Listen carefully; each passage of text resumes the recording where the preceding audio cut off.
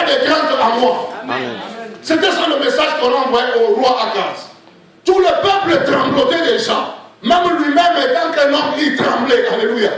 Je sais que ce que le médecin t'a annoncé, alléluia, te fait trembler déjà. Tu dis, c'est une maladie qui n'a pas de nom. C'est une maladie qui, je sais, avec cette maladie, les gens ne guérissent pas, les gens meurent souvent. Alléluia. Il n'y a pas de solution par rapport à cette maladie. Alléluia. Mais Dieu te dit, sois tranquille, ne crains pas. Amen. C'est ce que Dieu est en train de te dire. Et Dieu dira encore au roi, n'est-ce pas, Akaz, qu'est-ce qu'il lui dit encore? Que ton cœur ne s'alarme pas.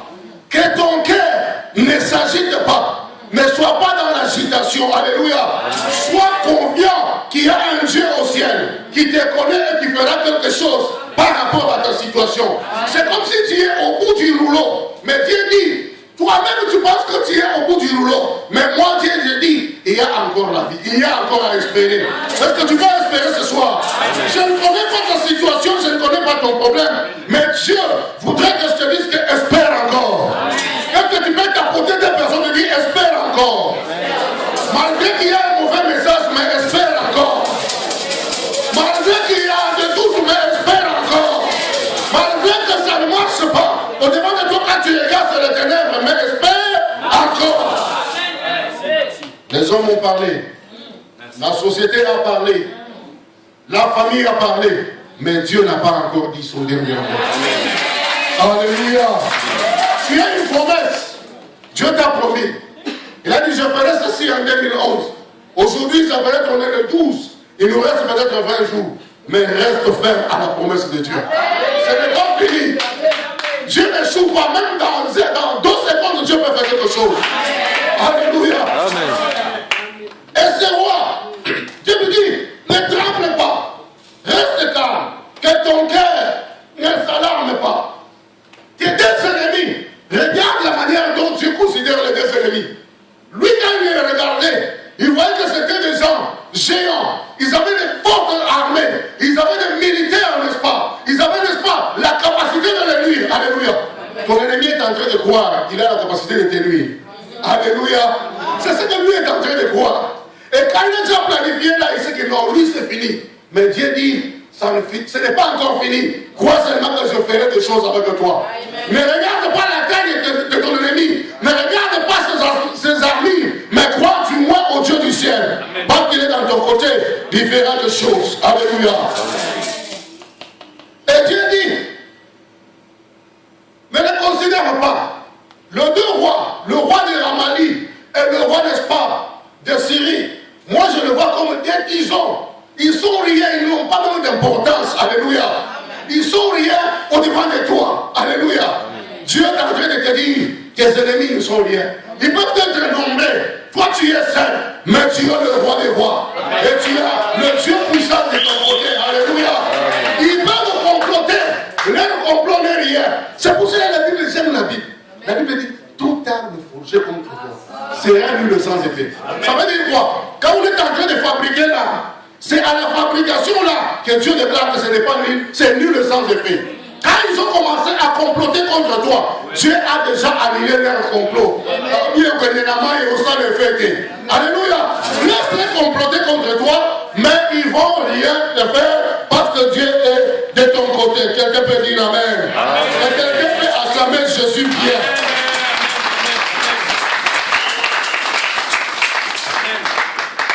Ils ont planifié pour attaquer le roi.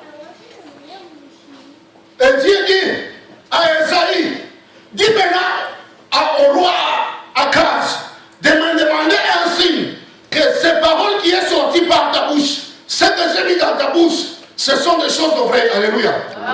Peut-être que tu peux avoir des doutes. Mais Dieu est en train de te demander un signe. Est-ce que c'est que cet homme est en train de dire que ça peut arriver vraiment? Est-ce que Dieu peut vaincre ma maladie? Est-ce que Dieu peut vaincre ma pauvreté? Je suis une femme, j'avance dans l'âge. Dieu m'avait promis les maladies. Est-ce que c'est vrai mon bas de voix? Est-ce que j'aurai un couple stable? Dieu a demandé un signe. Il dit, demande à Akaz de me demander un signe. Et je lui dirai. Akaz, il dit non, je ne tenterai pas Dieu. Je ne demanderai pas un signe. Et Dieu dit à Akaz, je t'ai donné l'occasion de me demander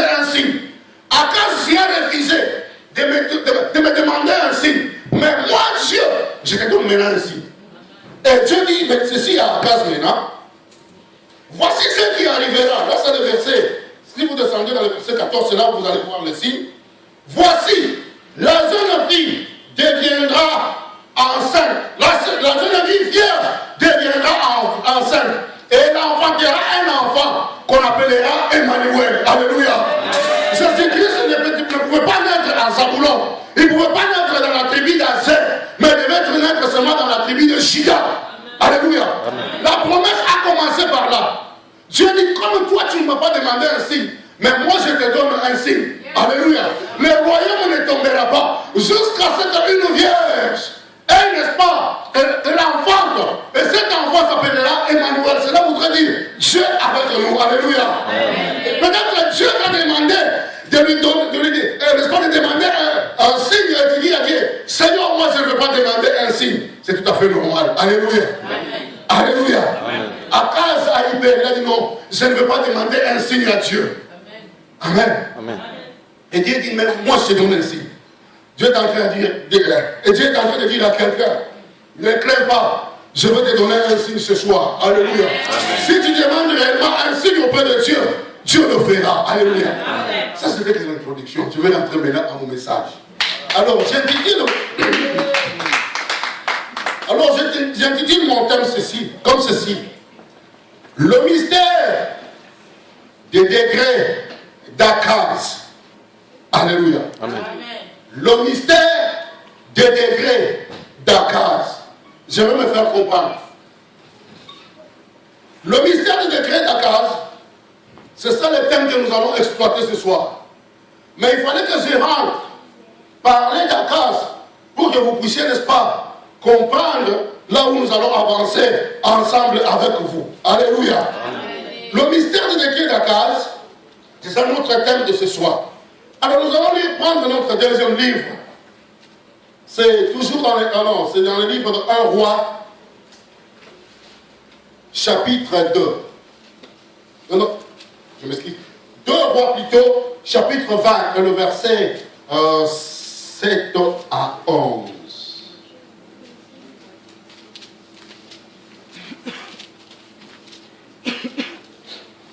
Deux rois 20, 7 à 11. Je lis au nom de notre Seigneur Jésus-Christ. Alléluia. Amen. Je serai plus rapide. Je commence à sentir que je serai plus rapide. Alléluia. Amen. La Bible dit ceci. À la maison, je vous donne un petit devoir à le faire. Lisez tous les chapitres. Bon, pas tous les chapitres. Vous allez lire maintenant de 1, peut-être jusqu'à 11. Alléluia. Amen. Mais moi je commence par le verset, n'est-ce pas, 7. Esaïe dit qu'on prenne un gâteau de figues et on prit, qu'on appliqua, en fait, qu'on prend un gâteau de figues et on en prit un, qu'on appliqua sur le tumeur du roi et il fit guérir. Ézéchias dit à Esaïe, à quel signe reconnaîtrai-je le Seigneur me guérira et que dans 3 jours je pourrai monter à la maison du Seigneur. Esaïe répondit, voici par quel signe tu sauras que le Seigneur accomplira le parole qu'il t'a dit.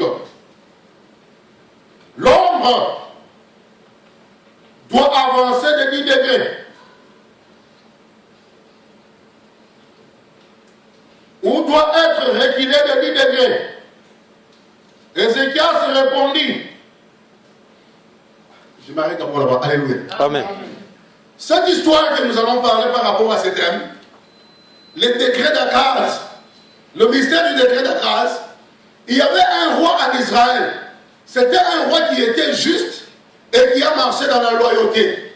C'est un roi qui marchait dans l'intégrité avec Dieu. C'est Ézéchias, n'est-ce pas? Cet homme, il est arrivé à un certain moment où Dieu, il était malade. Pendant un temps, il avait, n'est-ce pas, des tumeurs. On appelle ça aussi des ulcères. Je ne sais pas, peut-être c'était sur tout son corps. Et dans ce temps-là, quand on appelle l'Élysée, quand quelqu'un a ça, c'est semblable, n'est-ce pas, même au cancer. Vous savez que les gens disent que le cancer, on ne guérit pas de ça. Alléluia. Amen. Quand tu as le cancer, ça va t'amener jusqu'au tombe. Amen. Amen. Ça va t'amener jusqu'à la mort. C'est comme ça que ce roi avait cette maladie dans ces temps-là. Il avait des ulcères. Moi, étant que prédicateur, je pense que ce n'était pas seulement à la main, mais ça devait être peut-être partout sur son corps. Alléluia. Et les ulcères faisaient très mal au roi. Et il a souffert pendant un temps. Et un bon jour, il était chez lui. Il a vu, n'est-ce pas, le prophète de Dieu. Un prophète appelé par Dieu. C'était le prophète Isaïe. Le prophète Isaïe, c'est un prophète par excellence. Parce qu'il a prophétisé des choses justes. Je ne dis pas que tous les autres prophètes, ils ont prophétisé des mensonges. Mais Dieu a beaucoup parlé à Isaïe que d'autres prophètes. Amen. C'est Isaïe qui nous a dit non. C'est Bethléem, Juda, c'est là où viendra. Vous voyez ces choses-là. La promesse de Dieu. Le sauveur viendra de là. C'est lui qui a prophétisé ça. Dieu a parlé avec lui. La Vierge sera enceinte et l'enfantera. C'est un prophète. Alors le prophète est allé sur l'ordre du Seigneur. Il rentre dans la maison du roi. Et il dit au roi Ézéchias, Dieu va envoyer roi Ézéchias pour t'annoncer un message. Ézéchias était assis, n'est-ce pas, dans cette douleur de la maladie. Il était accablé par rapport à sa situation. Ézéchias s'attendait à ce qu'on lui donne un bon message. Alléluia. Amen. Alléluia. Amen. Tous nous aimons un bon message. Alléluia. Quand tu vas à l'hôpital, on te dit dans l'examen que tu as fait là, tout est bon. Tu vas rentrer dans la joie. Mais quand le médecin dit, mais il y a un problème avec le rein gauche, nous devons bien voir ça. Tu vas rentrer, n'est-ce pas, avec des plaies. Alléluia. Amen. Le roi, il attendait, n'est-ce pas, un bon message. Quelqu'un peut dire un bon message. Un bon message. Quelqu'un peut bien dire un bon message. Un bon message. Le roi attendait. Malgré qu'il attendait un bon message, mais le message qui lui a été annoncé, c'était un message terrible. Alléluia. Amen. Le grand prophète, il dit au roi, ô roi, vis à toujours. Dieu m'a envoyé pour me dire, commence à écrire maintenant ton testament. Commence à arranger les choses. Parce que tu vas t'en aller. Alléluia. Parce que tu vas mourir. Je sais que ce message-là, c'est un message que personne n'aime. Alléluia. Même moi ici, quand tu vas mourir, je vais te dire, Dieu, laisse-moi même. Je prêche, je n'ai pas fini de prêcher. Alléluia. Mais lui, il était dans la royauté. Dans cette bourgeoisie. Alléluia. Hein? Dans cette bourgeoisie, ton roi, tous le servaient. Tous obéissaient à ce qu'il disait. Il était là, il mangeait comme tout. Il était très bien dans ce confort-là. Et Dieu lui dit, même si tu es dans le confort, tu es malade. Je viens t'annoncer que prépare-toi parce que tu vas faire quoi? Tu vas partir. Et le prophète a dit, bon, je t'ai annoncé le message. Comme le prophète a annoncé le message, le roi a dit, qu'est-ce que je fais à Dieu pour que je parte si vite? C'est vrai que la vie ici, la vie est bonne, mon frère, ma soeur. La vie est bonne. Alléluia. Amen. La vie est bonne. Le prophète a dit, non, je ne parle pas. Et la Bible nous dit, le prophète a enlevé, a déchiré ses habits et il a porté des sacs. Il a dit, je vais chercher Dieu. Alléluia. Amen. Le prophète a commencé à implorer Dieu, à parler à Dieu. Alléluia. Vous savez, pour parler à Dieu, tu dois avoir, n'est-ce pas, une alliance avec ce Dieu.